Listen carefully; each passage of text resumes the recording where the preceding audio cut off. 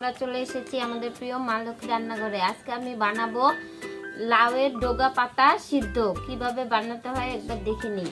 প্রথমে আমি কচি ডুগোগুলো ছিঁড়ে নিব, সঙ্গে পাতাও নিয়ে নিব।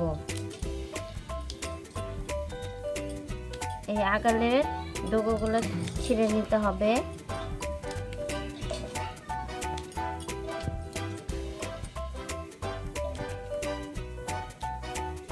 ডুগা পাতা নিয়ে নিয়েছি, এখন আমি এটা ভালো করে বেছে নিব। এগুলোর মধ্যে ছোট ছোট পোকা থাকে, ভালো করে দেখে নিতে হয়। এই আগালে ছোট ছোট পোকা থাকে, আগালটা আমি একটু ছিঁড়ে নিব। এখন আমি ভালো করে ধুয়ে নিব গরম জলে। পোকা পাতাগুলো আমি ঠান্ডা জলে ধুয়ে নিচ্ছি।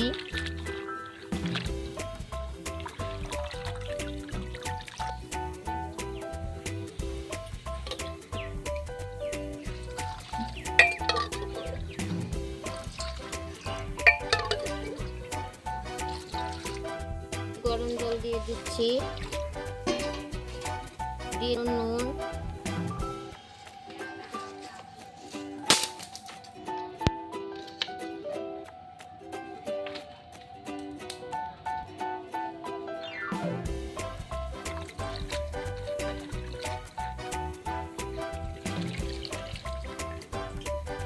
নুন দেওয়া গরম জল। এখন আমি দিয়ে দিব লাউয়ের ডগা পাতার মধ্যে।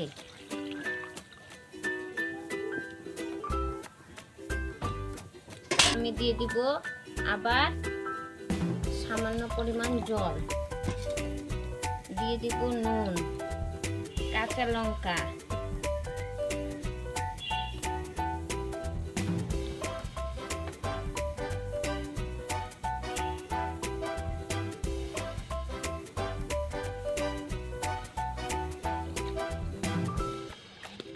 গরম জলে আমি ভালো করে আবার ডগা পাতাগুলো ধুয়ে নিব।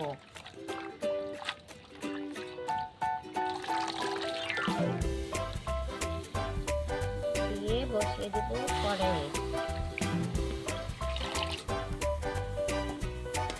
ঢাকনা দিয়ে দিচ্ছি, সিদ্ধ হলে নামিয়ে নিব। ঢাকনাটা নামিয়ে দেখে নিচ্ছি হয়েছে কিনা। এই দেখুন হয়ে গেছে লাউ পাতা সিদ্ধ। এখন আমি নামিয়ে নিচ্ছি, ঠান্ডা করে নেব। এখন এই লাউয়ের ডগা পাতাতে যে জলটা আছে সেটা আমি নিগড়ে বের করে নেব। এভাবে চিপে আমি জলটা বের করে নেব।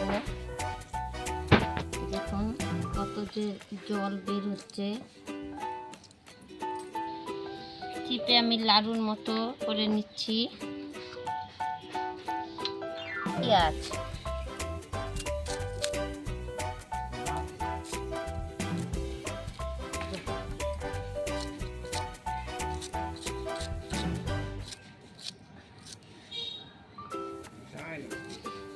করে কেটে নেব।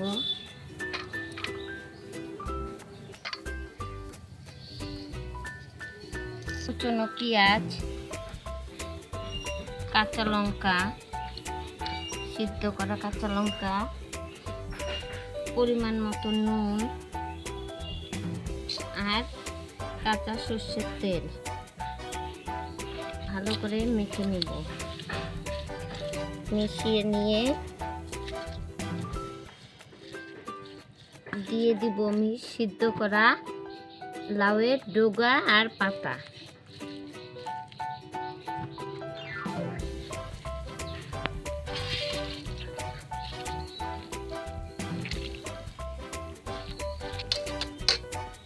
এই দেখুন হয়ে গেল গরম গরম লাউয়ের ডগা পাতা সিদ্ধ। এটা গরম ভাতের সঙ্গে সকালে খেলে খুব ভালো লাগে। আপনারা বাড়িতে অবশ্যই ট্রাই করে দেখবেন। আর এই ভিডিওটি ভালো লাগলে লাইক, শেয়ার, কমেন্ট করবেন আর সাবস্ক্রাইব করতে ভুলবেন না।